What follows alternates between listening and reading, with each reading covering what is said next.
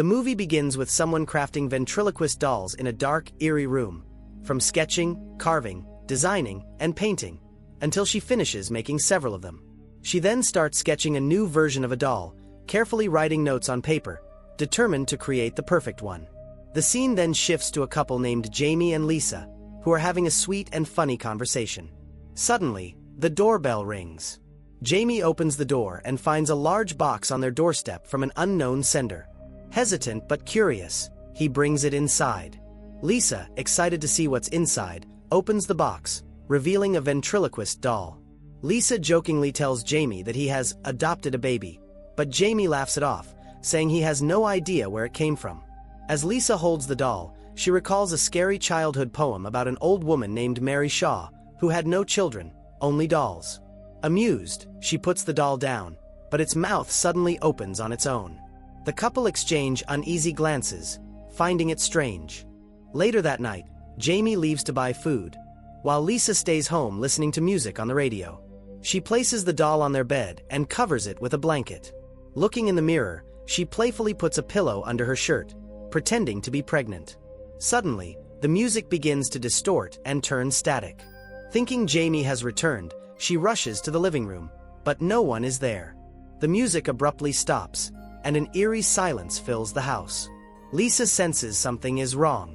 She goes back to the bedroom and lifts the blanket to check on the doll. But suddenly, the blanket wraps around her and flings her toward the bedroom door. She struggles to break free, coughing up blood. Within seconds, something unseen grabs her, and she lets out a terrifying scream. Moments later, Jaime returns home. The music turns back on, and the kettle is whistling. He quickly turns it off and calls out for Lisa. From the bedroom, he hears Lisa's voice saying she has a surprise for him. When he enters the room, he notices blood on the floor. Pulling back the blanket on the bed, he's horrified to find Lisa's lifeless body, her mouth unnaturally wide open, like a doll's. At the police station, Detective Lipton questions Jaime and accusing him of murdering his wife since there were no signs of forced entry. But Jaime insists he's innocent, saying the doll might be behind it after it mysteriously appeared on their doorstep, but the officer dismisses his story as nonsense. While the investigation continues, Jaime is temporarily released. Back at the apartment, Jaime examines the box the doll came in. He tears off the red cloth and finds a name written inside, Mary Shaw and Billy in Raven's Fair. Determined to uncover the truth, Jaime drives to his hometown, Raven's Fair. Upon arriving at his family's mansion, he's greeted by a woman who warmly welcomes him. She introduces herself as Ella, his stepmother. Jaime quickly heads inside to see his father, Edward, whom he hasn't spoken to in years. Edward, once abusive, now sits frail in a wheelchair. Ella explains that Edward suffered a stroke 2 months ago and she's been taking care of him. Edward expresses sympathy over Lisa's death and offers to help, but Jaime refuses, still unable to forgive him. Instead, Jaime asks about the old poem about Mary Shaw, the woman who had no children, only dolls, and the legend that says, if you see her in your dreams, don't scream or you'll die. Edward dismisses it as mere superstition. Disappointed, Jaime says he can't stay long because he needs to arrange Lisa's burial. Ella tries to convince him to stay, assuring him that his father has changed, but Jaime ignores her and leaves. At the funeral home, Jaime meets Henry Walker, the elderly coroner, to discuss Lisa's casket. Distraught, he tells Henry to choose whatever he thinks is best. Later, Jaime checks into a small motel, bringing the doll with him. He places it on a chair by the window and tries to sleep. In the middle of the night, the doll's eyes begin to move. Moments later, Jaime wakes up, and for a brief moment, he sees the doll sitting in a chair in front of him. Then, in the blink of an eye, Mary Shaw is the one sitting in the doll's chair, slowly approaching him. Startled, he turns on the lights, only to find the doll sitting innocently back in its place. Later that night, Henry unloads the body of Jaime's wife from his car and places her on a metal slab. He's startled when he sees Lisa's lifeless face, as if he senses something dark about it. But his eccentric elderly wife, Marion, distracts him by sneaking down into the cellar, as she often does. He tells her to go back upstairs, but she keeps mumbling that she won't find her down there. After convincing his wife to return to her room, Marion reluctantly leaves. Henry turns back to his grim task, continuing the embalming of Jaime's wife. The next day, The funeral takes place at the quiet, mist-covered cemetery. After the service, Jaime wanders into the nearby woods, trying to clear his mind. But suddenly, Marion appears from behind the trees. She corners Jaime, whispering that Mary Shaw killed his wife, and that she's still here among them, warning him that he must bury the doll before it's too late.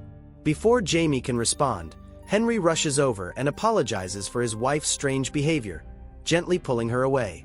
But as they leave, Jaime glances around, and a chilling realization hits him. The funeral was held on the very ground where Mary Shaw herself was buried.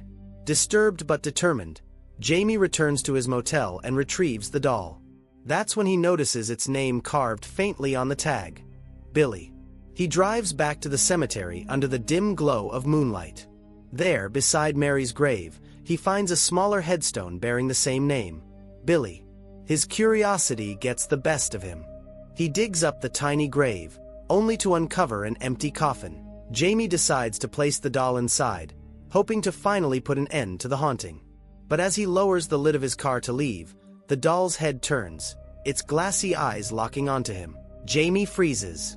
When he looks again, the doll is gone, vanished into the shadows, as if following him. Back at the motel, Detective Lipton ambushes Jaime, holding the same doll in his hand. He had dug it up again, suspicious of why Jaime buried it in the first place. Jaime insists he's not hiding evidence. He explains the legend, how Mary Shaw was buried with her 100 dolls, and how anyone who sees her must never scream, or she'll rip out their tongue. Lipton, unimpressed, dismisses the story as superstition, still convinced that Jaime is the one behind his wife's murder. The next morning, Jaime visits the old woman, Marion, hoping for answers. But she's terrified and refuses to speak. Henry then approaches him and reveals that his own past is deeply connected to Mary Shaw. Back when Henry was just a boy, their town was alive with energy, home to a grand old theater that everyone admired. One night, he attended a performance by the famous ventriloquist, Mary Shaw. She was mesmerizing on stage, bringing her doll to life with uncanny realism, her voice shifting flawlessly between human and puppet. During the act, young Henry was even part of the show. Mary had hidden her doll beneath his seat, amazing the audience. But the performance was abruptly interrupted when a cheeky boy shouted that he could see Mary's lips moving. The crowd laughed, but Mary's piercing glare silenced them. Weeks later, that same boy mysteriously vanished. Whispers spread through town. People believed Mary had taken revenge for his insult. Not long after, Mary herself was found murdered. In her will, she requested to be buried with all 101 of her dolls, and she made one final, bizarre request of Henry's father, the town mortician.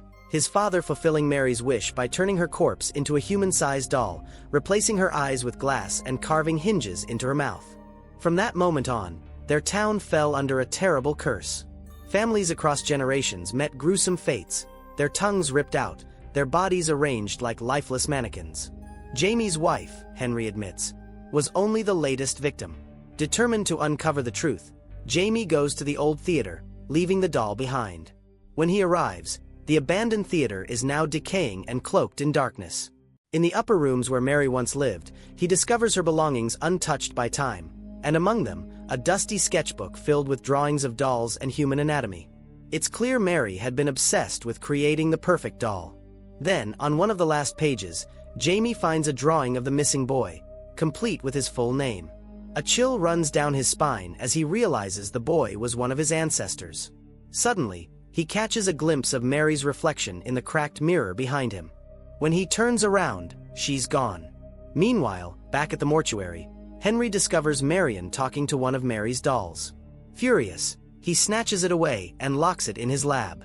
Then Henry begins to hear strange noises echoing around him as he tightly grips a shovel in his hands. Thinking Marion went back into the cellar again, he goes to check, but when he steps inside, Marion is nowhere to be found. Suddenly, the door slams shut, trapping him inside.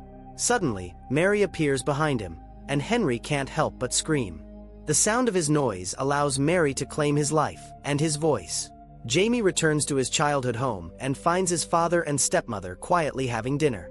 Overcome with frustration, he demands to know the truth. What really connects their family to the boy who vanished years ago? His father finally confesses. The missing child was Jaime's great-uncle. After the boy disappeared, their family was convinced that Mary Shaw was responsible. In a fit of rage, the townspeople, including Jaime's ancestors, formed a mob and stormed Mary's home. They forced her to scream, cut out her tongue, and murdered her. From that night on, everyone who took part in her death, or their blood relatives, became victims of her curse.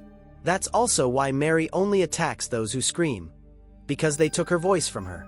With guilt heavy in his voice, Jaime's father admits he was harsh on his son only to protect him, to keep him away from the town and Mary's vengeance.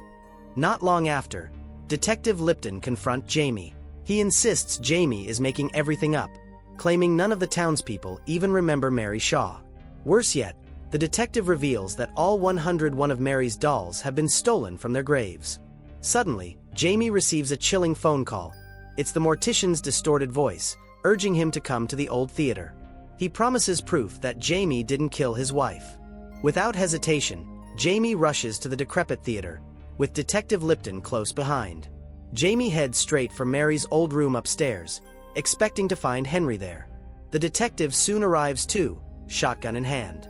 From a nearby corridor, they hear Mary softly humming. Jaime warns the detective, "Whatever happens, don't scream." They follow the sound through a narrow passage that leads to the theater's attic.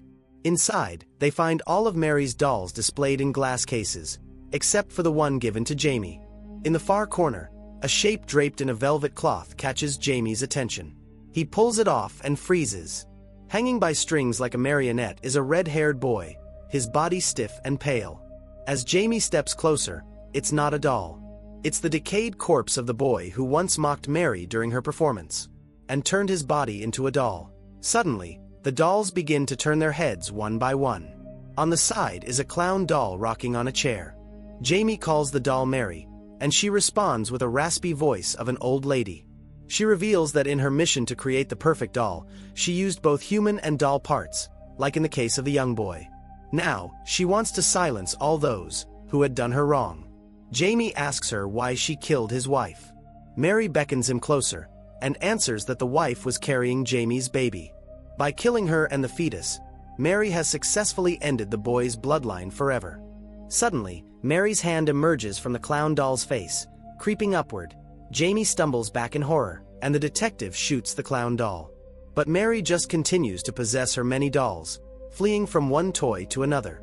Jaime and the detective set fire to the dolls, so they can weaken Mary.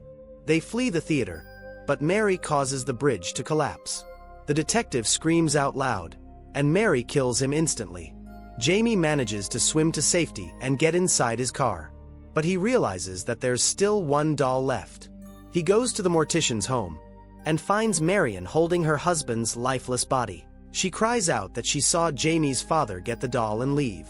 Jaime arrives at his childhood home, looking for his father.